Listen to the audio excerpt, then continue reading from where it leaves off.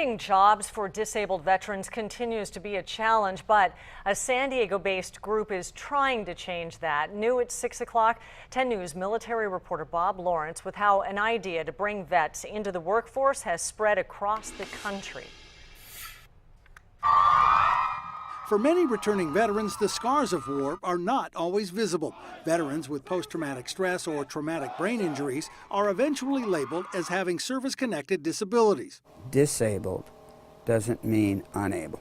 When Bob Maltz returned from Vietnam after being shot at and exposed to Agent Orange and more, Coming back, or have come back from Vietnam, and couldn't find work. Because of his background working on guidance systems for Tomahawk missiles, he opened an electronics store. But he and 3 other veterans started talking. We felt that if a person couldn't get a job, let's try to see if we could get him into business. And they formed the Service Disabled Veteran-Owned Business Network. The 10th annual convention at the Hyatt Manchester allows businesses and veterans to network with one another, and workshops for veterans who want to start their own businesses.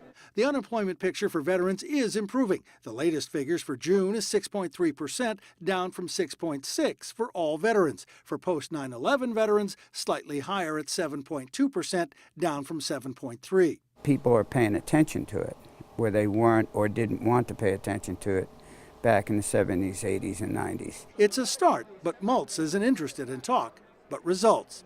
Bob Lawrence, 10 News. Nice. A nonprofit group now has chapters in 40 different states, including a new startup in Guam. We have a link to them. Just click on the red television button on 10news.com.